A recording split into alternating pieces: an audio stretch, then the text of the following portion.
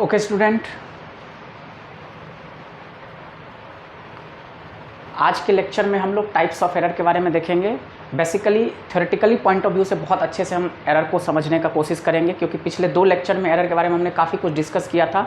Mathematical numericals वगैरह भी error के ऊपर देखे थे, लेकिन आज का जो लेक्चर है इसमें 2 टॉपिक हमारा मेन रहेगा। एक तो टाइप्स ऑफ एरर जिसको थ्योरेटिकली पॉइंट ऑफ व्यू से देखेंगे, और दूसरा कॉम्बिनेशन ऑफ एरर जिसको हम लोग मैथमेटिकल वे में देखेंगे। उस पर कैसे कैसे क्वेश्चन पूछे जाते हैं, और हर एक टाइप के कॉम्बिनेशन ऑफ एरर के ऊपर हम लोग डिफरेंट प्रोफाइल के क्वेश्चंस को करेंगे, ताकि हमारा कॉन्सेप्ट बहुत अच्छे से क्लियर हो जाए। ओके, चलिए तो let us we can continue types of error. तो आज का टॉपिक हमारे पास है types of error. Types of error, देखिए there are so many types of error, जिसमें सबसे फर्स्ट टाइप ऑफ एरर जो है वो हमारे पास है कांस्टेंट एरर। कांस्टेंट एरर क्या होता है? तो हम नाम से ही जानते हैं, जैसा कि कांस्टेंट एरर का मतलब ही होता है कि the error which arises constantly is called as constant error. तो हम कह सकते हैं कि the error which affect each observation by the same amount then such kind of error is called as या considered as constant error। मैंने क्या लिखा? the error which affect each observation by the same amount। यानी कि अगर हम किसी भी फिजिकल क्वांटिटी का मेजरमेंट कर रहे हैं, बार बार हमारे पास एरर बिल्कुल सेम आ रहा है, तो ऐसे एरर को हम लोग क्या कहेंगे? Constant error. और इस टाइप का जो एरर होता है वो कैसे अराइज होता है? तो जो हम इंस्ट्रूमेंट को कैलिब्रेट करते हैं, डैट मीन्स जो स्केल को हम लोग कैलिब्रेट करते हैं, अगर हमने वहीं पे फॉल्ट कर दिया, that means faulty calibration on the scale, यानी कि स्केल को जो हम कैलिब्रेट कर रहे थे, बना रहे थे, अगर वहीं पे हमने गलती कर दिया, तो उस स्केल से जितने भी फिजिकल क्वांटिटी को हम मेज़र करेंगे, हर एक में हमें कौन सा एरर मिलेगा? Constant error. तो it is due to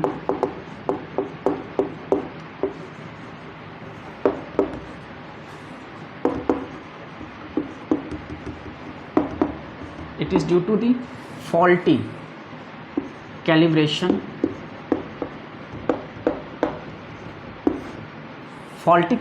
of the scale। Clear? It is due to, ये किसके कारण एरर अराइज होता है? Faulty calibration of the scale. दूसरी बात आप ये पूछ सकते हैं कि सर अगर इस टाइप का एरर अराइज होता है तो इसको हम रिमूव कैसे कर सकते हैं? तो बार बार उसी फिजिकल क्वांटिटी को अगर हम मेज़र करते रहेंगे तो फिर हमारा एरर करेक्ट आ जाएगा। चलिए, दूसरा टाइप जो है हमारे पास वो है सिस्टेमैटिक एरर। सिस्टेमैटिक एरर, देखिए एग्ज़ाम में जो है इस बार तो चलिए ऑब्जेक्टिव पैटर्न कर दिया है, लेकिन पिछले बार जो था सब्जेक्टिव वे में, तो उसमें ये सिस्टेमैटिक एरर पे 100% 2 या 3 मार्क्स का क्वेश्चन डेफिनेटली आता था। What is systematic error and what are the types of systematic error, explain with proper examples. तो ये क्वेश्चन 100% था, जो इस पे CBSE हमेशा पूछती थी। सिस्टेमैटिक एरर के ऊपर थ्योरेटिकली क्वेश्चंस डेफिनेटली 2 या 3 मार्क्स का आता था पेपर में। तो चलिए हम इसको देखते हैं। सिस्टेमैटिक एरर, नाम से ही पता चल रहा है, the error which is arises in a proper order, या हम कह सकते हैं the error which is arises in a particular direction is called as systematic error. तो इसको हम बहुत अच्छे तरीके से समझने का कोशिश करते हैं, क्या होता है सिस्टेमैटिक एरर। तो हम लिख सकते हैं the errors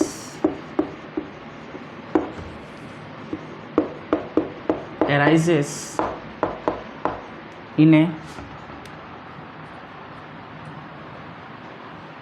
the errors arises in a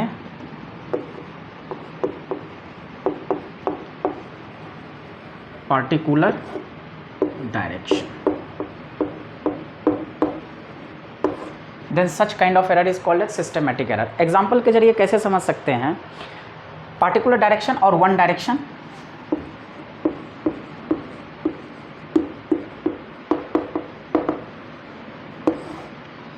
जैसे एग्जाम्पल के तौर पे देखा जाए तो हमने एक फिजिकल क्वांटिटी ले लिया, एग्जाम्पल के तौर पे कोई भी फिजिकल क्वांटिटी ले लिया। फर्स्ट टाइम मेजरमेंट आया 2.5 centimetre, A2 is equal to 3 centimetre, A3 is equal to 2 centimetre,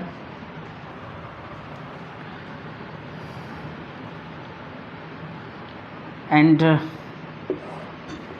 A4 is equal to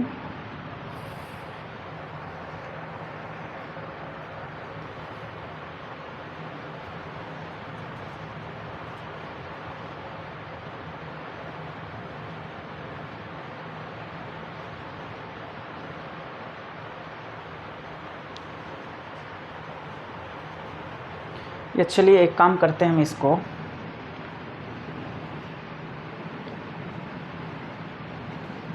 ठीक है रहने दीजिए, कोई दिक्कत नहीं चलेगा। A4 इज इक्वल टू हम कितना ले लेते हैं 2.8 सेंटीमीटर और A5 इज इक्वल टू हमने ले लिया फर्दर 3 सेंटीमीटर। तो हम इसको चेक कैसे करेंगे एरर को? मान लीजिए इसका जो करेक्ट वैल्यू है, जैसे एक एक क्वांटिटी के अंदर हम एरर को चेक करेंगे, तो सबसे पहले अगर हम इसके अंदर मान लीजिए इसका करेक्ट वैल्यू हमारे पास कितना है, यानी कि A बार जो है वो हमारे पास अप्रॉक्सीमेटली हम एज्यूम कर लेते हैं 3 सेंटीमीटर। कितना एज्यूम कर लेते हैं 3 सेंटीमीटर। तो हम कैसे निकालेंगे एरर? तो सबसे पहले अगर हम एरर को कैलकुलेट करें तो delta A1 is equal to क्या आ जाएगा, A बार माइनस A1। तो इसको चेक करें तो 3 माइनस कितना आ जाएगा 2.5, डेट इज़ 0.5। उसी तरह से फिर हम क्या निकालेंगे, डेल्टा A2 निकालेंगे, तो ऑटोमेटिकली देखेंगे इसके अंदर कितना एरर आ रहा है 3 माइनस 3 0 आ जाएगा। उसी तरह डेल्टा A3 देखेंगे तो डेल्टा A3 में हमारे पास कितना है 2 सेंटीमीटर। तो हम क्या करेंगे, लिखेंगे A bar 3 minus 2 that is coming as 1 centimetre. Next we are taking 2.8 centimetre, तो delta A4 is equal to what we can write 3 minus 2.8 that is 0.2। And after that A5 already we having delta A5 अगर हम लेते हैं delta A5 तो इसमें भी 0 आ रहा है। यानी कि हम इसको, अब देखिए आपको मैं समझाता हूँ इसको बहुत अच्छे तरीके से, और ऊपर के पोर्शन को रब कर लेते हैं।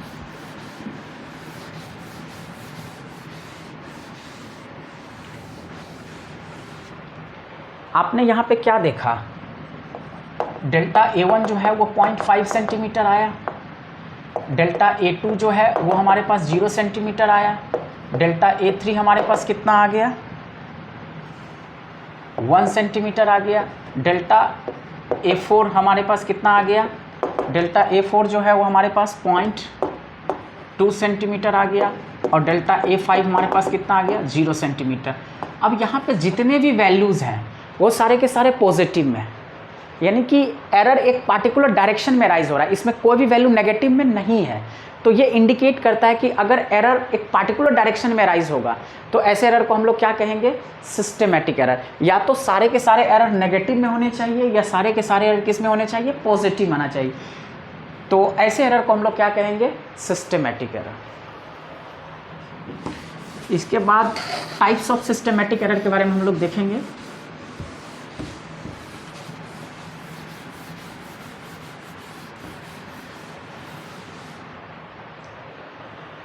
Types of systematic error. Types of systematic error. देखिए इसके 4 टाइप्स होते हैं, यहीं पे मैं एक एक करके आपको समझाऊंगा, बेटर आई होप आपको समझ में आएगा। टाइप्स ऑफ सिस्टेमेटिक एरर, सबसे फर्स्ट एरर जो होता है वो होता है हमारा इंस्ट्रूमेंटल एरर। इंस्ट्रूमेंटल एरर हम यहीं पे एक एक करके डिस्कस कर देंगे। दूसरा होता है imperfections in experimental technique। experimental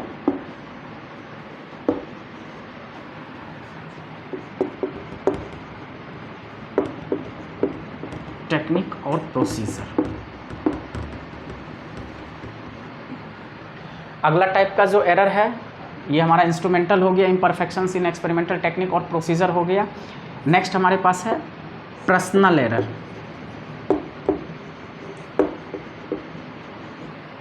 और अगला टाइप जो है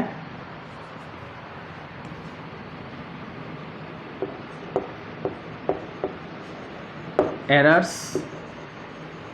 due to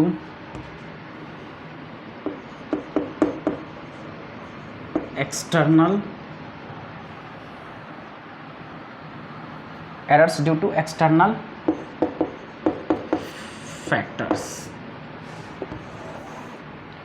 errors due to external factors. देखिए जैसा कि हम सबसे फर्स्ट एरर के बारे में बात करेंगे, नाम से ही पता चल रहा है इंस्ट्रूमेंटल एरर। तो इंस्ट्रूमेंटल एरर किसको कह सकते हैं हम लोग बेसिकली?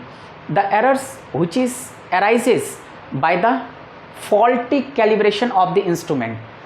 जो भी कंपनी इंस्ट्रूमेंट को मैन्युफैक्चर कर रही है, अगर उसने बनाने वक्त ही गलती कर दिया, डेट मीन्स उसके कैलिब्रेशन में ही फॉल्ट कर दिया, तो ऑब्वियस सी बात है उस फॉल्टी इंस्ट्रूमेंट से जितने भी फिजिकल क्वांटिटी का मेजरमेंट किया जाएगा, हर फिजिकल क्वांटिटी के मेजरमेंट में उसको एरर मिलेगा। तो errors arises due to the faulty calibration of instrument. अगर इंस्ट्रूमेंट में ही फॉल्ट है तो ऑब्वियस सी बात है उससे हम जितने भी फिजिकल क्वांटिटी के वैल्यू को मेज़र करेंगे तो हर एक फिजिकल क्वांटिटी के मेजर्ड वैल्यू में हमें एरर ही मिलेगा। तो ऐसे एरर को हम लोग क्या कहते हैं? Instrumental error. तो बहुत कुछ नहीं है, बस इसको समझने वाली चीज़ है, ज़्यादा कुछ इसमें हम बताएंगे नहीं। दूसरा हमारे पास इम्परफेक्शंस इन एक्सपेरिमेंटल टेक्निक और प्रोसीजर। देखिए होता क्या है ना कि मान के चलिए कि इस केस में क्या है कि आपके पास इंस्ट्रूमेंट बिल्कुल करेक्ट है, कोई भी उसमें फॉल्टी कैलिब्रेशन नहीं है, आपके पास सब कुछ ओके है, लेकिन कोई भी फिजिकल क्वांटिटी को मेज़र करने का जो प्रोसीजर होता है आपने सही प्रोसीजर को अडॉप्ट नहीं किया, या हो सकता है आपके पास अगर 5 स्टेप्स है तो उसमें से 3 स्टेप्स को आपने करेक्ट तरीके से फॉलो किया, लेकिन आगे 2 स्टेप को आपने थोड़ा सा मिस्टेक कर दिया। तो ऑब्वियस सी बात है कि आप जितने भी फिजिकल क्वांटिटी का उस प्रोसीजर के थ्रू मेज़र करोगे डायमेंशन, आपको एरर आएगा। तो ऐसे एरर को हम लोग क्या कहते हैं? इम्परफेक्शंस इन एक्सपेरिमेंटल टेक्निक और प्रोसीजर। अगला है हमारे पास पर्सनल एरर। अब इस टाइप का एरर कहाँ पे किस केस में राइज होता है? तो आपके पास इंस्ट्रूमेंट भी ओके था, आपने करेक्ट प्रोसीजर को भी फॉलो किया, लेकिन जब आप मेज़र कर रहे थे तो पता चला कि आपका ध्यान कहीं और था। Suppose you are listening music and then आप फिजिकल क्वांटिटी का एरर, फिजिकल क्वांटिटी को मेज़र कर रहे थे। तो पर्सनल या एक तरह से कह सकते हैं लैक ऑफ कॉन्सेंट्रेशन के कारण, यानी कि ये जो एरर होता है ये lack of concentration, lack of concentration के कारण ये एरर अराइज होता है, या हम कह सकते हैं पर्सनल मिस्टेक्स के कारण, यानी कि due to personal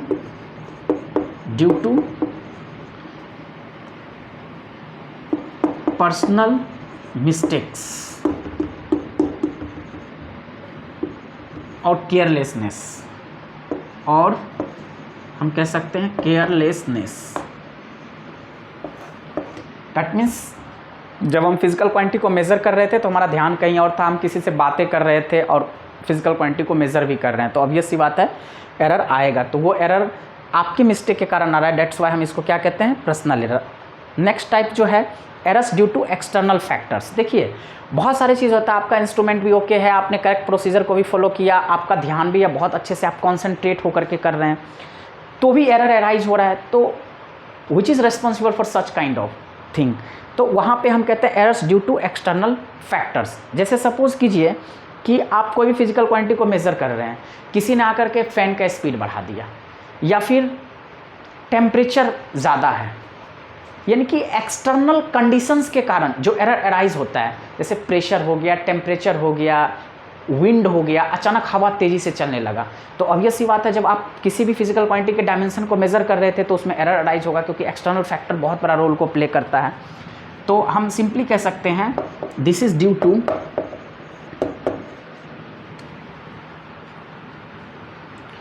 to external conditions such as pressure, temperature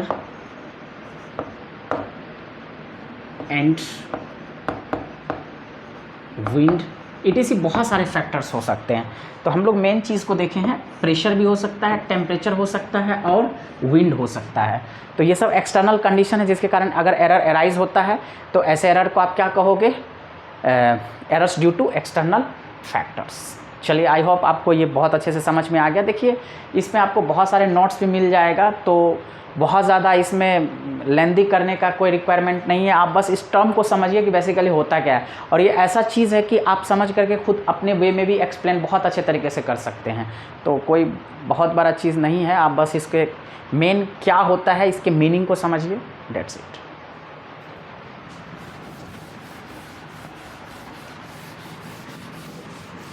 और आप लोग को कोई देखिए अगर डाउट आता है, अगर जैसे हमने एक्सप्लेन किया फर्दर फिर भी आपको अगर कुछ नहीं समझ में आया तो आप हमें कमेंट भी कर सकते हैं नीचे, ठीक है। और कोशिश कीजिए चैनल को सब्सक्राइब ज़रूर कीजिए, शेयर कीजिए, लाइक कीजिए, ठीक है। और फर्दर कोई डाउट है तो आप हमें कमेंट बॉक्स में लिख भी सकते हैं, कोई दिक्कत नहीं है।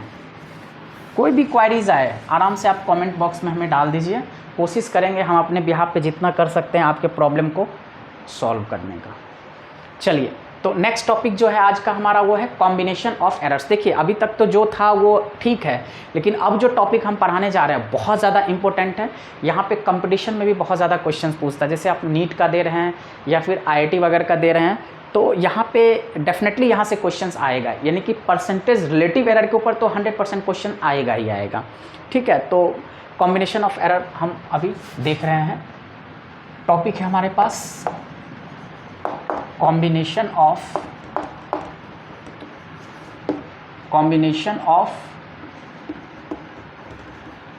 एरर्स।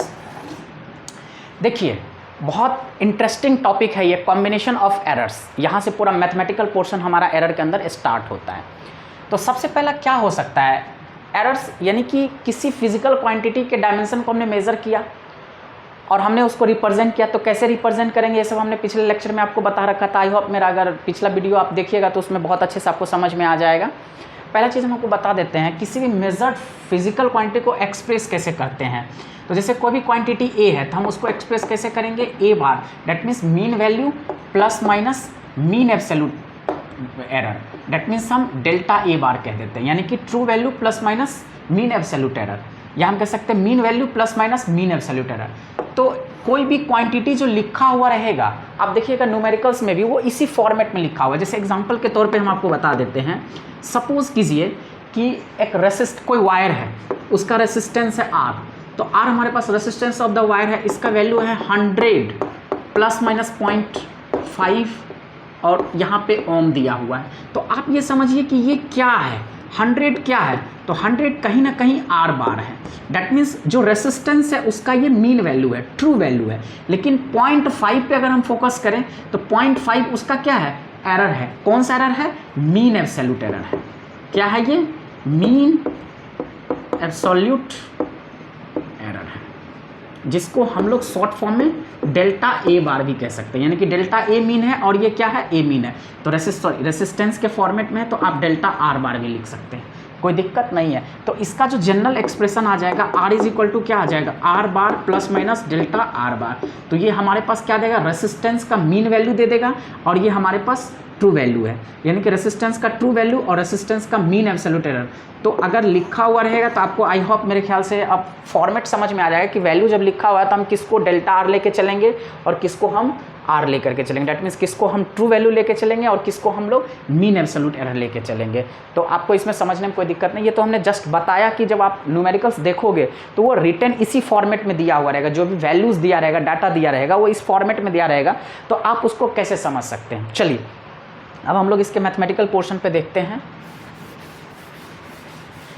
कॉम्बिनेशन में ऑब्वियस सी बात है, मैथमेटिक्स में आप क्या करते हैं, ऐड कीजिएगा। कोई भी दो फिजिकल क्वांटिटी का एरर है तो आप उसको ऐड कैसे करोगे, सबट्रैक्ट कैसे करोगे, मल्टीप्लाई कैसे करोगे, डिवाइड कैसे करोगे, इन्हीं सारी चीज़ों को देखेंगे। तो इसी को हम लोग कॉम्बिनेशन ऑफ एरर कहते हैं। सबसे पहला आ जाता है कॉम्बिनेशन में, क्या आ जाता है, एडिशन। यानी कि किसी भी दो फिजिकल क्वांटिटी के डायमेंशन को अगर मेजर्ड वैल्यू दे रखा है तो हम उसको कैसे एरर करेंगे। तो मान लेते हैं let the two physical quantity will be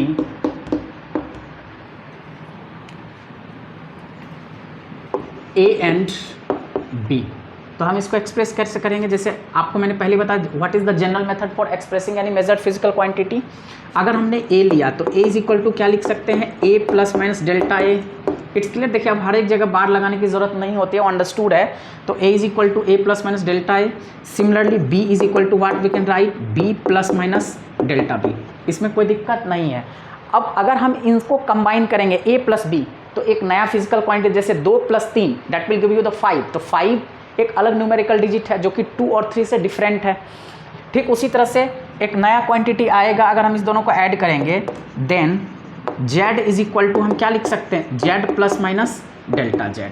तो चलिए देखते हैं। नाउ अगर हम a और b को कंबाइन करेंगे तो क्या लिखेंगे हम लोग, लेट सीधे लिखेंगे। Now z is equal to basically हम क्या कर रहे हैं, a प्लस बी कर रहे हैं। तो दिस इम्प्लाइज z जो है इसको हम कैसे रिप्रेजेंट, किसी फिजिकल क्वांटिटी को कैसे रिप्रेजेंट किया जाता है, तो z plus minus delta z is equal to a। तो a के जगह हम क्या लिख सकते हैं, a plus minus delta a। और b है तो b के जगह क्या लिख सकते हैं, इसको आप सेपरेट कर दीजिए ब्रैकेट में। और b है तो b के जगह आप क्या लिख सकते हैं, plus b plus minus delta b। अब देखिए टर्म को आपको समझना क्या है। ये हमारे पास ट्रू वैल्यू है, ये मीन एब्सोल्यूट एरर है, true value mean absolute error, true value mean absolute error. तो कॉम्बिनेशन हम किसको किसके साथ कर सकते हैं, तो बहुत ही सिंपल, इसको हम थोड़ा डिफरेंट कलर से आपको हम समझाने का कोशिश करते हैं। देखिए ये हमारे पास ए है, तो कहीं ना कहीं जो फर्स्ट क्वांटिटी है, फर्स्ट फिजिकल क्वांटिटी ए, इसका ये ट्रू वैल्यू है, इसका ये मीन एब्सोल्यूट एरर है। सेकंड फिजिकल क्वांटिटी का ये ट्रू वैल्यू है, ये मीन एब्सोल्यूट एरर है। तो कभी भी जो ऐड करोगे, कहीं भी बॉयज़ के पास ही जाएगा और गर्ल्स के पास ही जाएगा। ठीक है। तो ए जो है हम इसको इसके ट्रू वैल्यू के साथ ऐड करेंगे, और जो मीन एब्सोल्यूट एरर है उसको हम किसके साथ कंबाइन करेंगे, मीन एब्सोल्यूट एरर के साथ। थोड़ा इसको देखिएगा एरो को ध्यान से। तो कैसे हम इस एक्सप्रेशन को लिख सकते हैं, यहाँ पे हम लिखते हैं, आपको अच्छे से समझ में आएगा। This implies z plus minus delta z is equal to हमारे पास क्या आ जाएगा, a plus B plus minus delta a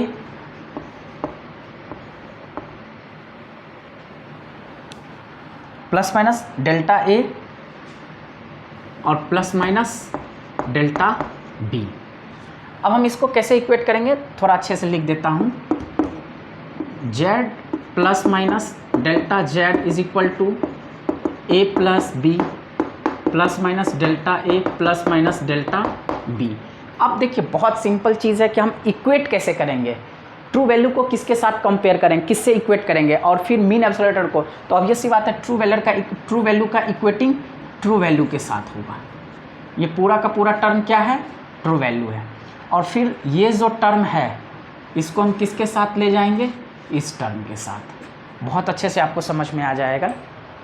तो हम लिख सकते हैं कंक्लूजन, फिर क्या लिख सकते हैं, z इज इक्वल टू जो आएगा a प्लस बी, और वहीं पे डेल्टा z जो आएगा वो क्या हो जाएगा, plus minus delta a plus minus delta b। यानी कि बेसिकली हमने ये कंक्लूजन फाइंड आउट कर लिया कि ट्रू वैल्यू हमारे पास क्या निकल जाएगा, a प्लस बी, और डेल्टा z हमारे पास plus minus delta a plus minus delta, यानी कि एरर यहाँ पे क्या हो रहा है, ऐड हो रहा है, और ट्रू वैल्यू भी ऐड हो रहा है। आई होप ये आपको बहुत अच्छे से समझ में आ गया होगा। चलिए नेक्स्ट टॉपिक जो है हम लोग देखते हैं।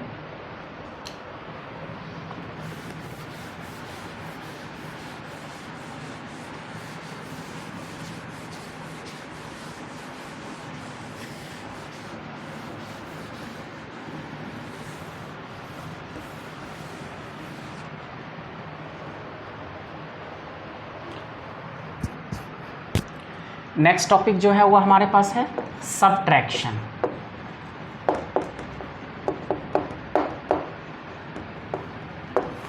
सबट्रैक्शन दैट मीन्स कोई भी फिजिकल क्वांटिटी का हमारे पास डायमेंशन दे रखा है, हम उसको कैसे सबट्रैक्ट करेंगे, जो भी उसका वैल्यू दे रखा है। चलिए देखिए, तो ऑब्वियस सी बात है यहाँ पे फिर वही दो फिजिकल क्वांटिटी मानेंगे। ए इज इक्वल टू क्या हो जाएगा, a प्लस माइनस डेल्टा ए, और b इज इक्वल टू हमारे पास क्या हो जाएगा, b plus minus delta b। Then z is equal to क्या हो जाएगा, z plus minus delta z। तो सो बेसिकली हमें क्या करना है, z is equal to a minus B करना है। दो फिजिकल क्वांटिटी को क्या करना है, हमें सबट्रैक्ट करना है। तो कैसे लिखेंगे, दिस इम्प्लाई z के जगह इंस्टीड ऑफ z हम क्या लिख सकते हैं, z plus minus delta z is equal to a के जगह हम क्या मेंशन करेंगे, a plus minus delta a, और माइनस b के जगह क्या लिख सकते हैं, b plus minus delta b। ठीक है, तो अब हम इसको देखिए कैसे सॉल्व करेंगे। दिस इम्प्लाइज, फिर वही चीज़ यहाँ पे गेम होगा जो मैं आपको थोड़ी देर पहले समझाया था कि ये हमारे पास ट्रू वैल्यू है, तो ट्रू वैल्यू किसके साथ सबट्रैक्ट होगा, ट्रू वैल्यू के साथ। एरर किसके साथ जाएगा, और ये सी बात है, एरर के साथ जाएगा। एरर किसके साथ जाएगा, एरर के साथ जाएगा। तो इसको देखिए क्या करेंगे हम आगे, यहाँ पे समझाते हैं आपको। This implies z equal to z plus minus delta z equal to क्या लिख सकते हैं हम यहाँ पे, देखिए जब z लिखेंगे तो z क्या करेंगे, a माइनस बी होगा हमारे पास, is equal to a minus B. Arrow क्या गया है, ट्रू वैल्यू को, हाँ ट्रू वैल्यू में से ही माइनस करेंगे, और प्लस माइनस ये क्या आ जाएगा हमारे पास, डेल्टा a, प्लस माइनस क्या आ जाएगा, डेल्टा b। अब देखिए यहाँ पे भी फिर वही चीज़ आ गया, थोड़ा सा देखिए ध्यान से, इस टर्म को इसके बराबर, इस टर्म को इसके बराबर, तो क्या हो जाएगा हमारे पास, दिस इम्प्लाइज ट्रू वैल्यू हमारे पास z इज इक्वल टू क्या आ जाएगा, a माइनस बी, और ये क्या आ जाएगा, plus minus delta z is equal two plus minus delta a plus minus delta b। तो कंक्लूज़न क्या निकला यहाँ पे, एरर हमारा हमेशा क्या हो रहा है, always added. That means either we can do addition, either we can do subtraction. जो भी एडिशन और सब्ट्रैक्शन होगा वो सिर्फ ट्रू वैल्यू का होगा, लेकिन एरर दोनों ही केस में हमारा ऑलवेज क्या होगा, ऐड होगा। एरर हमेशा और हमेशा ऐड होता हुआ चला जाएगा। ये चीज़ को आपको ध्यान से समझना था। ओके, इसको ध्यान से देखिए।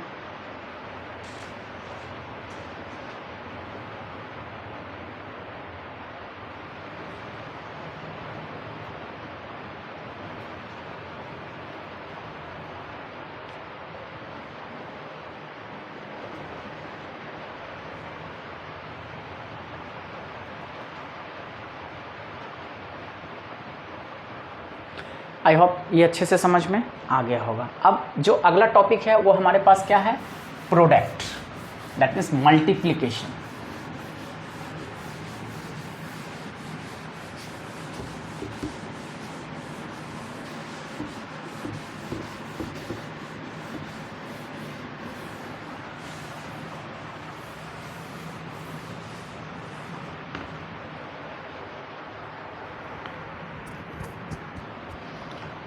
चलिए देखते हैं हम लोग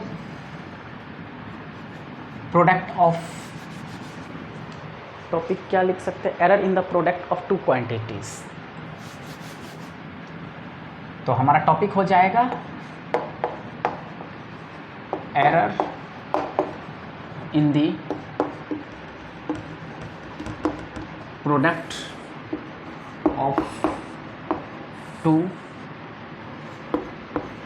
फिजिकल क्वांटिटीज। इसको समझने में आई होप आपको कोई दिक्कत नहीं है। Error in the product of two physical quantity, यानी कि किसी भी दो फिजिकल क्वांटिटी के प्रोडक्ट में एरर को कैसे फाइंड आउट करेंगे। तो बहुत सिंपल सी चीज़ है। देखिए एक तरह से हम लोग मल्टीप्लिकेशन को सॉल्व कर रहे हैं। तो देखिए समझिए, मान लेते हैं कोई भी फिजिकल क्वांटिटी हमने ए ले लिया, तो ए इज इक्वल टू क्या होगा, ए प्लस माइनस डेल्टा ए, और बी इज इक्वल टू हमारे पास क्या हो सकता है, B plus minus delta B. So Z is equal to क्या होगा, Z plus minus delta Z. तो नाउ बेसिकली हम क्या निकालेंगे, Z is equal to A B, यानी कि हम क्या निकाल रहे हैं, प्रोडक्ट निकाल रहे हैं। तो कैसे सॉल्व करेंगे, this imply Z plus minus delta Z equal to A B के जगह क्या लिख सकते हैं, ए के जगह हम क्या लिख सकते हैं, A plus minus delta A into B plus minus delta B. चलिए देखते हैं इसका प्रोडक्ट करते हैं। तो this implies Z plus minus delta Z equal to, हम यहाँ पे क्या लिख सकते हैं, ए को बी के साथ मल्टीप्लाई करेंगे, हमारे पास क्या आ जाएगा, ए बी। उसके बाद फिर क्या हो जाएगा, ए को डेल्टा बी के साथ मल्टीप्लाई करेंगे तो प्लस माइनस क्या हो जाएगा, ए डेल्टा, सॉरी मल्टीप्लिकेशन करेंगे ना, तो एक minute, A into B, A B आ गया। उसके बाद इसको मल्टीप्लाई करेंगे, ठीक है, प्लस माइनस क्या आ जाएगा हमारे पास, ए डेल्टा बी, यानी कि ए को हमने बी से भी मल्टीप्लाई कर दिया और ए को प्लस माइनस डेल्टा बी से भी मल्टीप्लाई कर दिया। तो ये काम तो मेरा ख़त्म हो गया। अब आगे हम देखते हैं, डेल्टा ए को बी के साथ करेंगे तो क्या हो जाएगा, प्लस माइनस, जब इसको मल्टीप्लाई करेंगे तो ये क्या हो जाएगा, बी डेल्टा ए, फिर ये क्या हो जाएगा, plus minus delta A into delta B, यानी कि दोनों को हमने मल्टीप्लाई किया, plus minus delta A into delta B. अब देखिए समझिए, यहाँ पे z plus minus delta z is equal to क्या आ गया हमारे पास, A B plus minus A delta B plus minus B delta A plus minus delta A into delta B. अब ये हमारे पास क्या हो गया, ये देखा जाए तो हमारे पास LHS है और ये पूरा का पूरा टर्म हमारे पास क्या है, RHS है। इसमें कोई दिक्कत नहीं होनी चाहिए। आई होप आपको समझने में कोई दिक्कत नहीं होना। देखिए इसको ध्यान से समझिएगा कि ये हमारे पास क्या है, LHS है और ये हमारे पास क्या है, RHS है, ठीक है। अब क्या करें, ये करने के बाद ही समझ में नहीं आता है, तो बहुत ही सिंपल टर्म है, LHS है ना, तो LHS को आप क्या कर सकते हैं, Z से डिवाइड कर देते हैं। और इधर देखिए क्या क्या वेरिएबल है हमारे पास, दो चीज़ आ रहा है, AB, तो हम क्या कर सकते हैं, इस पूरे टर्म को किससे डिवाइड कर देंगे, AB से डिवाइड कर देंगे। तो देखिए फिर क्या होता है, करते हैं इसको। तो लिखिए यहाँ पे, dividing LHS by Z and RHS by AB। चलिए इसको कॉपी कीजिए।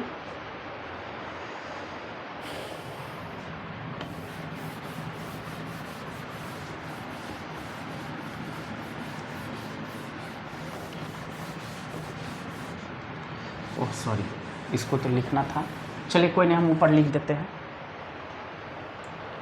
क्या हमारे पास आ गया, देखिए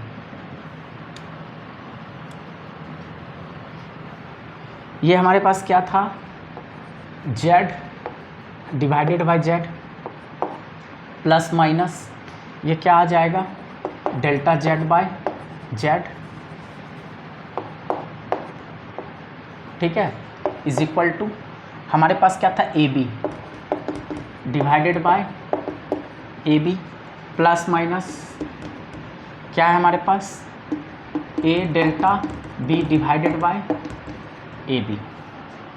उसके बाद हमारे पास क्या है, plus minus B delta A divided by AB, ठीक है, plus minus delta A into delta B divided by AB।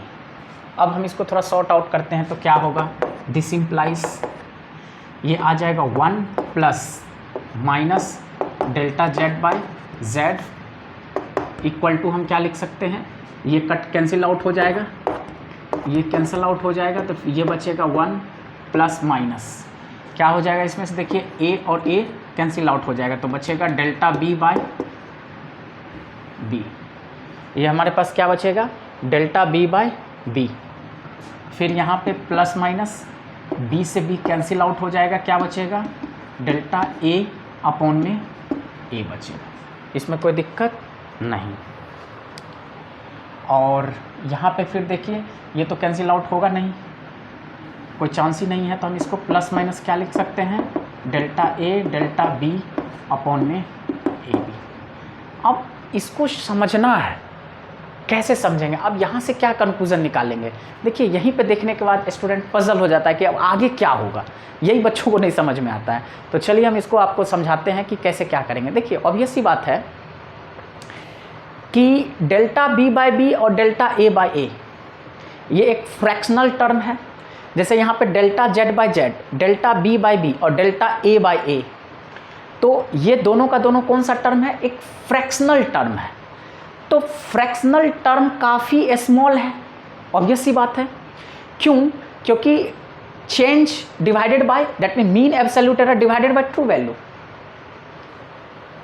तो ये जो फ्रैक्शनल में जो वैल्यू है, अगर हम इसका प्रोडक्ट टर्म लेंगे तो ऑब्वियस सी बात है बहुत छोटा होगा।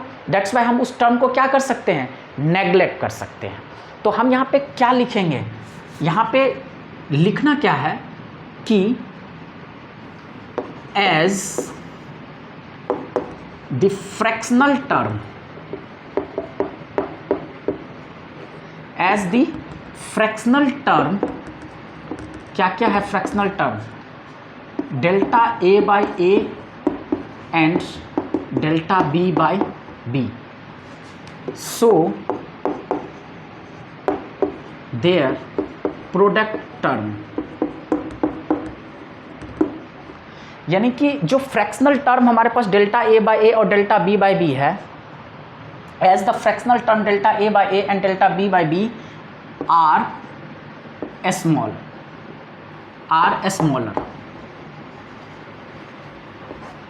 क्या है ये, स्मॉल है।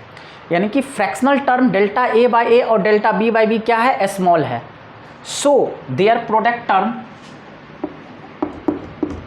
Will be neglected, will be neglected.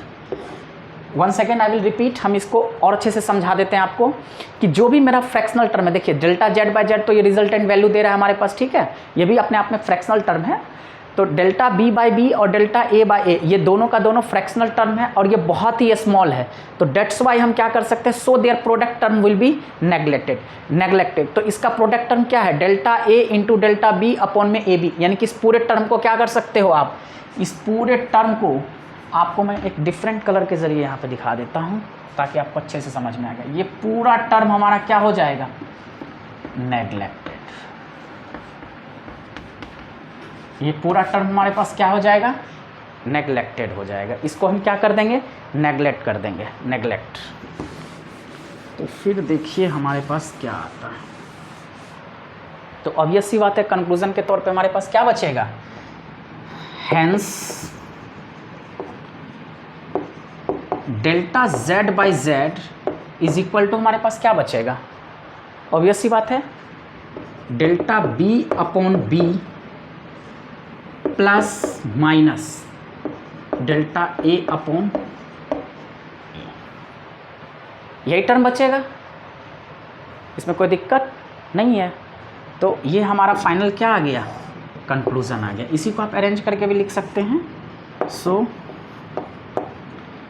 Delta Z by Z is equal to delta A by A plus minus delta B by, ये हमारा क्या हो गया, फाइनल कंक्लूजन है, जिसके बिहाफ पे हम दो प्रोडक्ट, यानी कि दो फिजिकल क्वांटिटी के प्रोडक्ट में जो एरर है उसको हम रिप्रेजेंट कर सकते हैं बाय दिस मेथड। तो चलिए अब हम लोग कुछ इसके ऊपर क्वेश्चंस वगैरह देखते हैं ताकि आई होप आपको बहुत अच्छे से समझ। ये तो हमने एक इसका थ्योरेटिकल फॉर्मेट बता दिया कि कैसे हम एरर को कंबाइन करेंगे, कैसे सबट्रैक्ट करेंगे और उसके प्रोडक्ट में हम एरर को कैसे फाइंड आउट करेंगे। इसके ऊपर हम एक क्वेश्चंस के ज़रिए इसको देखेंगे तो आई होप और अच्छे से ये आपका कॉन्सेप्ट क्लियर हो जाएगा। चलिए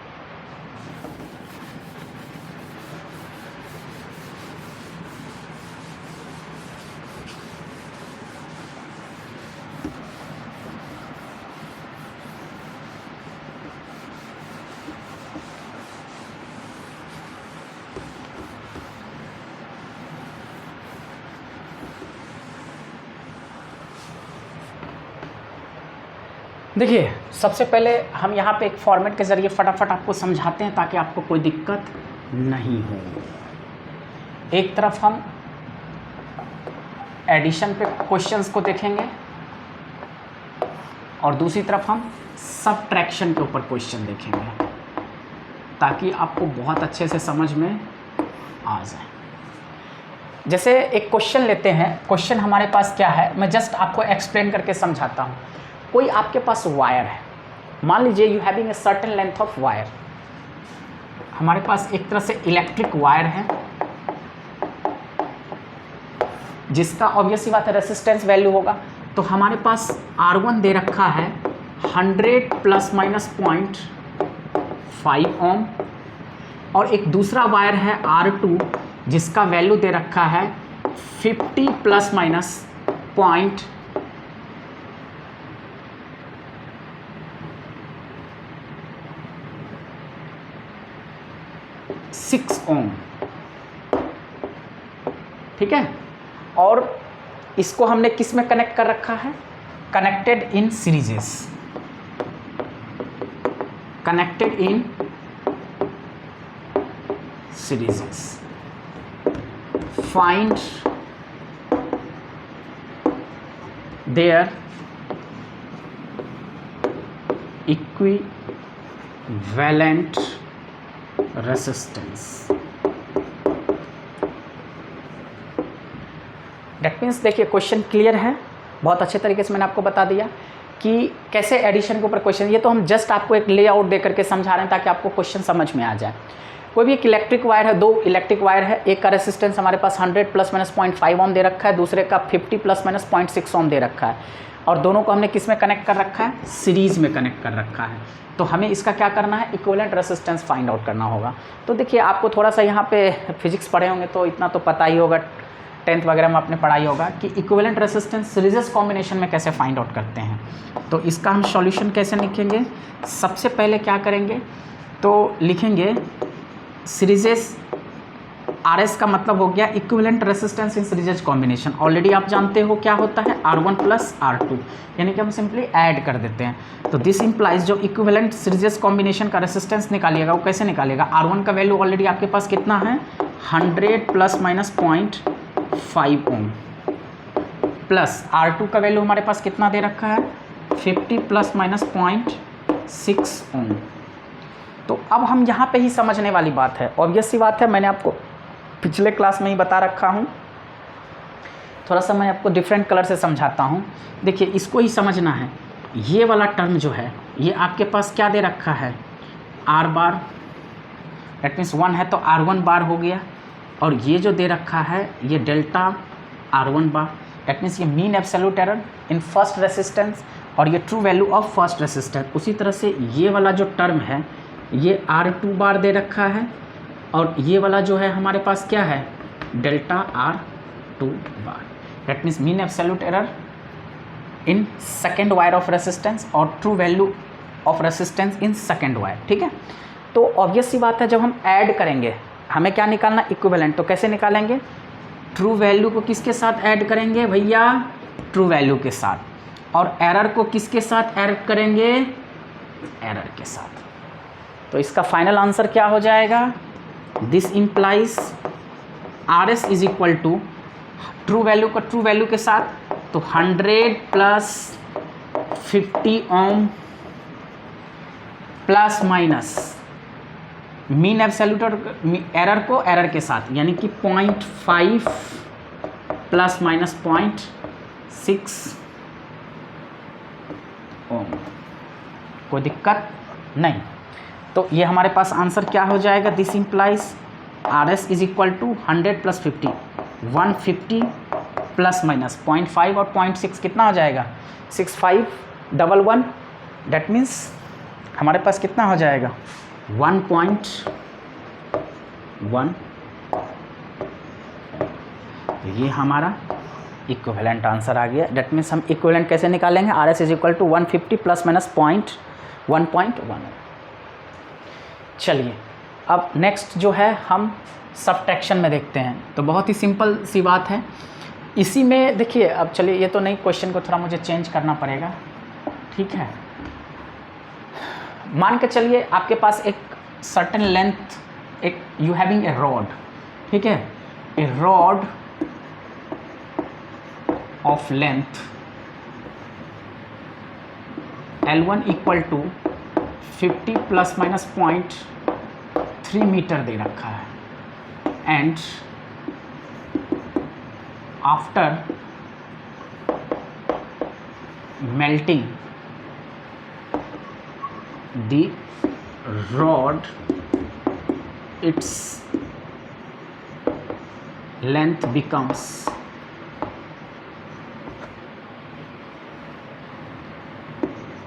30 या आप कह सकते हैं 70 प्लस माइनस 0.5 मीटर। कोई भी चीज़ मेल्ट होगा तो थोड़ा इलोंगेट होगा, तो find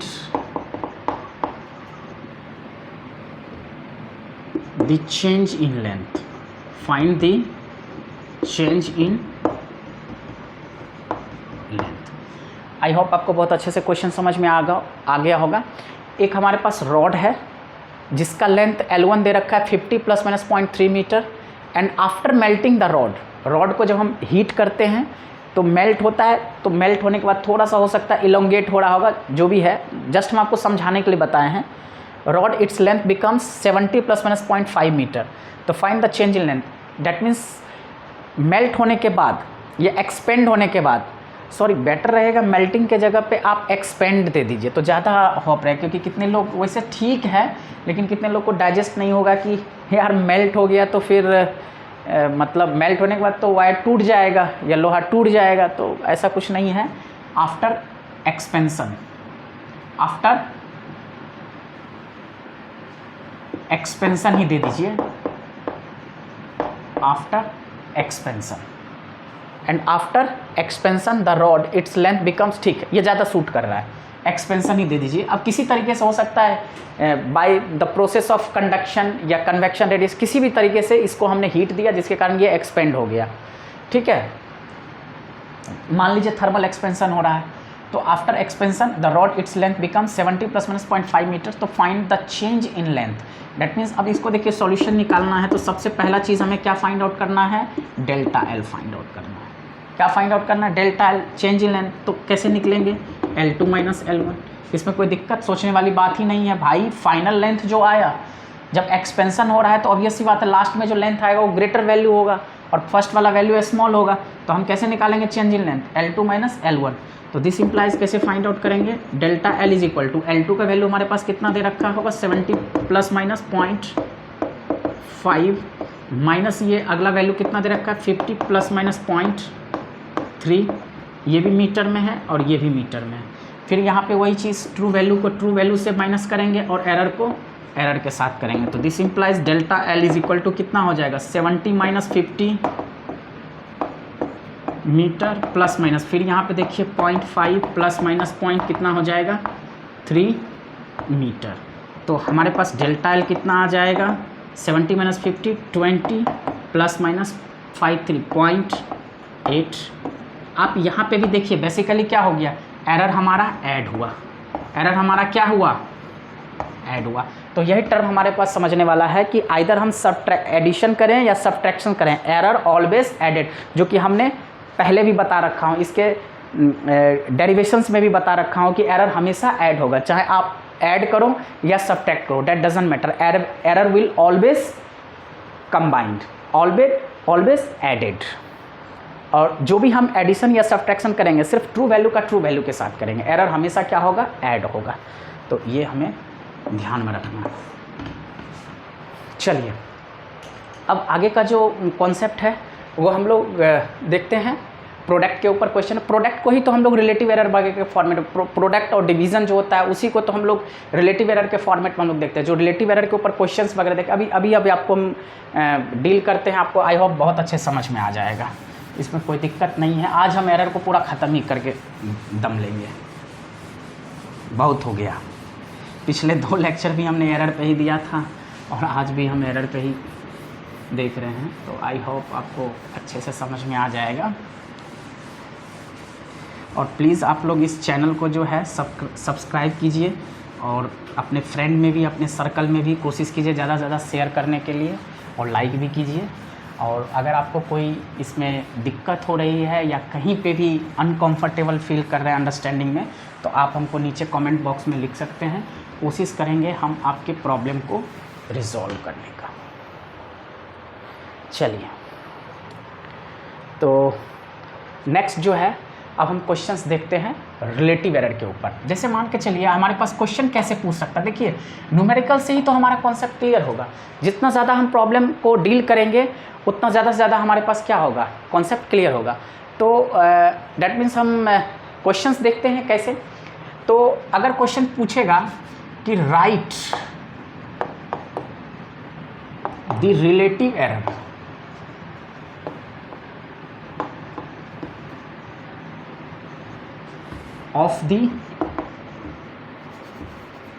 of the given expression।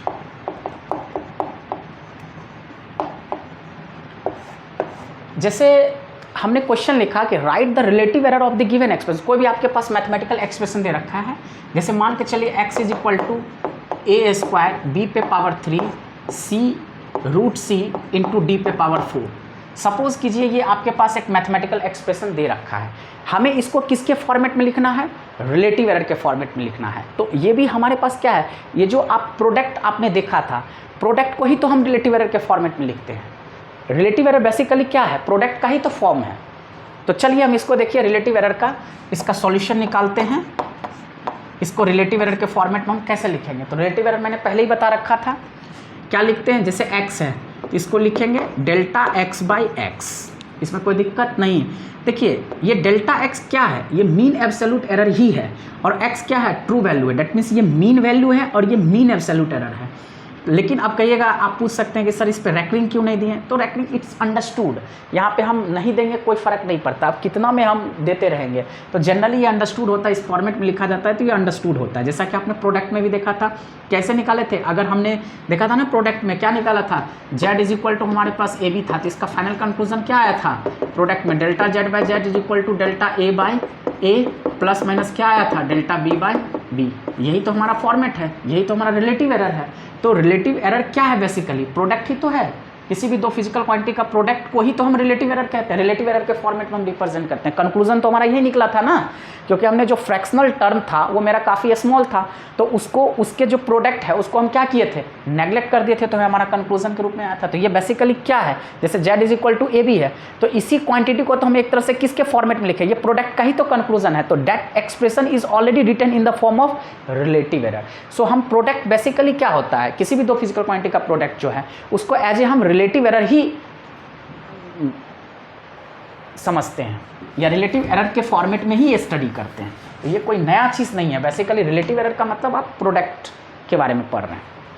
तो delta x by x is equal to, देखिए एक चीज़ ध्यान में रखिए, जो भी पावर्स होता है always in terms of multiplier, तो पावर को एज ए मल्टीप्लायर लेके चलना है, और रिमेनिंग चाहे न्यूमरेटर में आए या डिनोमिनेटर में, सारे को आपको क्या करके चलना है, ऐड करते हुए चले जाना है। तो बहुत सिंपल है, आई होप ये बात आपको समझ में आ गई होगी।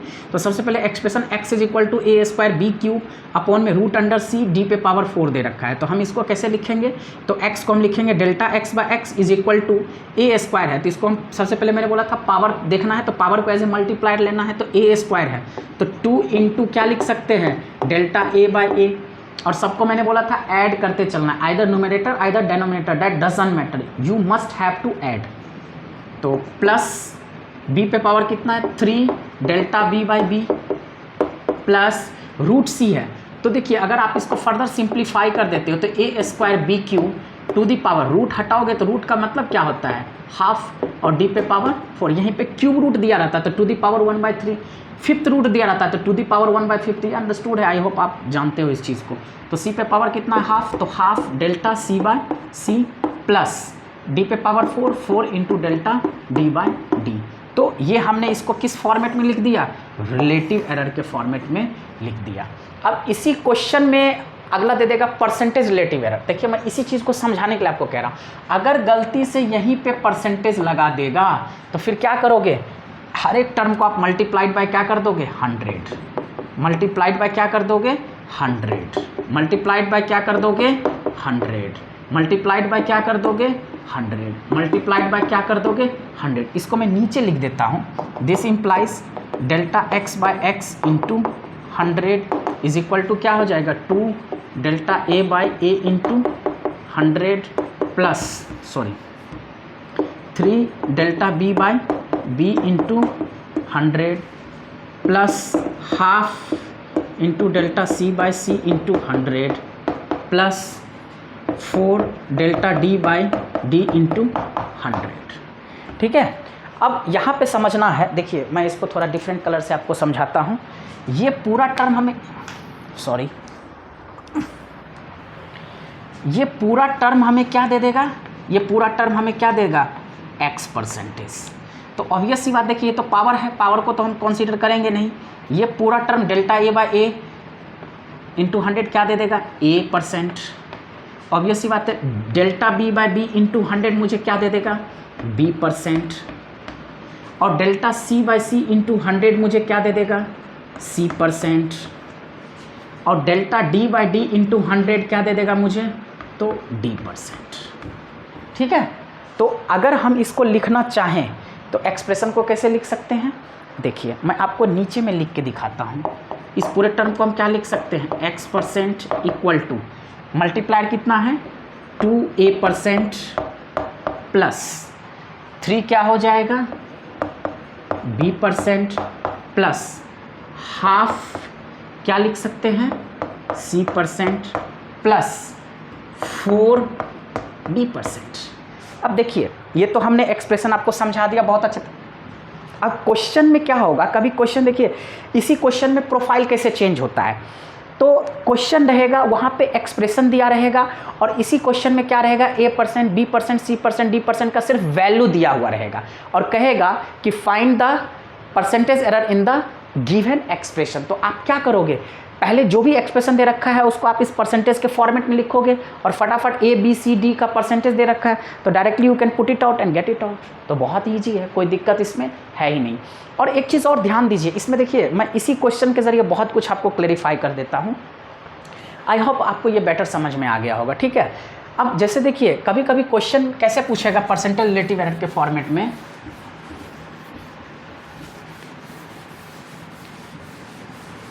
प्लीज़ चैनल को ज़रूर सब्सक्राइब कीजिए, शेयर कीजिए फ्रेंड में, अपने ग्रुप में, अपने रिलेटिव्स में और लाइक भी कीजिए। फर्दर आपको कोई भी डाउट है तो नीचे कमेंट बॉक्स में डालिए, कोशिश करेंगे हम आपके डाउट को जितना हो सके रिजॉल्व करने का और सिंपल से सिंपल वे में आपको समझाने का हम कोशिश करेंगे। देखिए यहाँ पे तो अभी सिंपल सेटअप है, धीरे धीरे हम इसको बहुत इनोवेटिव तरीके से रिप्रेजेंट करने का कोशिश करेंगे। तो आप लोग इन सारी चीज़ों को मत देखिएगा, अभी जो भी है प्लीज़ आप इस चीज़ को एक्सेप्ट कीजिए। और मेन चीज़ होता है कंटेंट, जो हम आपको कॉन्सेप्ट दे रहे हैं बस कॉन्सेप्ट पे आप ज़्यादा फोकस कीजिए। कितने लोग तो बहुत एनिमेटेड करके दिखाते हैं लेकिन अभी हमारे पास उतनी टेक्नोलॉजी अवेलेबल नहीं है। जैसे होगा मैं धीरे धीरे कोशिश करूंगा आपको बहुत अच्छे तरीके से इस चीज़ को मॉडिफाई करके रिप्रेजेंट करें। लेकिन मेन चीज़ क्या है, जो हमारा प्योरिटी है, फिजिक्स में क्या चीज़ होता है इंपॉर्टेंट, फिजिक्स में सबसे मेन इंपॉर्टेंट चीज़ होता है आपका कॉन्सेप्ट। अगर कॉन्सेप्ट ही नहीं है तो कितना भी एनिमेटेड कर दे that doesn't play a very great role. आपको यहाँ पे कॉन्सेप्ट समझना है, जो हम कॉन्सेप्ट आपको दे रहे हैं इसके बिहाफ पे डायरेक्ट आप न्यूमेरिकल को हिट कीजिए। हम यहाँ पे कोई बहुत ज़्यादा ताम झाम नहीं कर रहे हैं, फ्लान डेला I am this I am that like that one, ऐसा कुछ भी नहीं है। बस हम सिर्फ टू द पॉइंट बात करते हैं ताकि आपको प्रॉब्लम डील करने में कोई दिक्कत नहीं हो। तो इसलिए कॉन्सेप्ट पे ज़्यादा आप लोग फोकस कीजिए। चलिए, तो मैं आपको बता रहा था कि इसमें क्वेश्चन कैसे पूछते। चलिए देखिए, ये तो आपने देख लिया कि कोई एक्सप्रेशन है तो उसको रिलेटिव एरर के फॉर्मेट में कैसे लिखेंगे, बहुत अच्छे से आई होप आपको समझ में आ गया होगा। और फिर इसी परसेंटेज रिलेटिव एरर के ऊपर अगर परसेंटेज में वैल्यू दे रखा है किसी एक्सप्रेशन के अंदर तो आप कैसे निकालोगे, आई होप क्लियर। लेकिन इसी में कैसा भी प्रोफाइल का क्वेश्चन पूछ देता है। सपोज क्या होता है कि जैसे मान के चलिए यू हैविंग ए स्फीयर, मैं आपको जस्ट समझाता हूँ, आप क्वेश्चन इसमें देखोगे तो मैं आपको जो है असाइनमेंट के तौर पे कुछ मैं नोट भेज दूंगा, प्रॉब्लम का सीरीज बता दूंगा कि किस किस टाइप के क्वेश्चंस को आपको करना चाहिए। सपोज कि यू हैविंग ए स्फीयर, आपके पास एक स्फीयर है, यू हैविंग अ स्फीयर, आपके पास मान लीजिए कि एक स्फीयर है जिसका रेडियस का परसेंटेज जो दे रखा है, यानी कि रेडियस इज 4%, यानी कि आपके पास एक स्फीयर है जिसमें रेडियस कितना दे रखा है 4%। तो find the percentage error in volume. That means हमें क्या करना है कि कोई स्फीयर है जिसका रेडियस का परसेंटेज एरर दे रखा है, हमें क्या फाइंड आउट करना है, उसके वॉल्यूम का परसेंटेज एरर फाइंड आउट करना है। तो बड़ा सिंपल सी बात है, देखिए कैसे निकालेंगे इसका सॉल्यूशन। सबसे पहले हमारे पास ज्योमेट्रिकल सेट क्या दे रखा है, स्फीयर। तो पहला चीज़ तो आपको क्या फाइंड आउट करना है, वॉल्यूम। तो वॉल्यूम ऑफ स्फीयर का फॉर्मूला क्या होता है, वॉल्यूम ऑफ स्फीयर, इसका फॉर्मूला देखिए ये होता है 4/3 πr³। तो पहला चीज़ दिस इम्प्लाइज, इसको लिख सकते हैं वॉल्यूम ऑफ स्फीयर, तो V इज इक्वल टू क्या लिख सकते हैं 4/3 πr³। तो ये हमारे पास सबसे पहले आपको क्या देखना है, आपको एक्सप्रेशन को ढूंढना है, क्योंकि जब तक एक्सप्रेशन के फॉर्मेट में आप नहीं लाओगे तब तक आप रिलेटिव एरर के फॉर्मेट में लिख ही नहीं सकते हो। तो you must having need of the mathematical expression to express in terms of percentage relative error, then only you can substitute the value and get it out the answer. तो ये चीज़ को ध्यान में रखिएगा। वॉल्यूम ऑफ द स्फीयर है जो कि होता है 4/3 πr³, तो हमने लिख दिया V is equal to 4/3 πr³। अब हमारे पास एक्सप्रेशन आ गया, हम इसको इजिली क्या कर सकते हैं, परसेंटेज रिलेटिव एरर के फॉर्मेट में लिख सकते हैं, तो मेरा काम आसान हो जाएगा। तो देखिए क्या लिख सकते हैं, V है तो V को हम आराम से लिख सकते हैं delta V/V into 100 is equal to, अब एक चीज़ ध्यान रखिएगा 4/3 क्या है हमारे पास, कांस्टेंट है। 4/3 हमारे पास क्या है, कांस्टेंट। अब अगला जो टर्म है पाई का भी वैल्यू तो हमारे पास कहीं ना कहीं 22/7 होता है, तो ये भी हमारे पास कौन सा टर्म है, कांस्टेंट। तो ध्यान दीजिएगा कांस्टेंट टर्म का कोई एरर नहीं होता, एरर तो किसी फिजिकल क्वांटिटी में होगा ना। ये 4/3 या पाई जो है ये कोई फिजिकल क्वांटिटी थोड़ी, ये तो एक कांस्टेंट टर्म है। तो किसी कांस्टेंट टर्म में जैसे 2 है तो 2 में क्या एरर होगा, कुछ भी एरर नहीं होगा। तो ये एक कांस्टेंट टर्म है तो इसके अंदर कोई एरर नहीं होगा। एरर तो किसी फिजिकल क्वांटिटी में होगा, जैसे रेडियस है तो रेडियस हमारे पास क्या देता है, लेंथ को देता है, तो लेंथ हमारे पास एक फिजिकल क्वांटिटी है। तो एरर तो किसी फिजिकल क्वांटिटी के अंदर होता है, किसी कांस्टेंट टर्म के अंदर थोड़े ना एरर होता है। तो हम कांस्टेंट टर्म को हम रिलेटिव एरर के फॉर्मेट में लिखेंगे, तो हमारे पास एक्सप्रेशन क्या आ जाएगा, सिर्फ बचेगा रेडियस। तो क्या लिखेंगे 3 डेल्टा R/r इंटू 100। अब देखिए ये हमें क्या देगा, V% is equal to 3 into R percentage कितना दे रखा है, ये पूरा टर्म हमें क्या दे देगा, पूरा टर्म हमें दे देगा R%। क्या दे देगा हमें, R%। और R% का वैल्यू कितना दे रखा है 4%, तो यहाँ पे मेंशन कर देंगे 4%। तो बहुत ही सिंपल, इसका वॉल्यूम का परसेंटेज कितना हो जाएगा, 4 3 12%। तो ये हमारा आंसर आ गया। ठीक है, तो डेट्स इट। यही एक यूनिक चीज़ था कि अगर कोई कांस्टेंट टर्म के साथ कोई एक्सप्रेशन हो तो हम उस केस में परसेंटेज रिलेटिव एरर कैसे फाइंड आउट करेंगे। तो हमेशा इस चीज़ को ध्यान में रखिएगा कि किसी भी कांस्टेंट टर्म का कोई एरर नहीं होता। एरर जब भी होगा तो किसी न किसी फिजिकल क्वांटिटी में होगा। तो आज के लेक्चर में हम लोग इतना ही रखते हैं, फिर अगले लेक्चर में हम नए टॉपिक के साथ देखेंगे। और प्लीज़ हमारे चैनल को आप लोग ज़्यादा से ज़्यादा सब्सक्राइब कीजिए, लाइक कीजिए और अपने ग्रुप और अपने फ्रेंड सर्कल में शेयर कीजिए। Thank you for watching my video।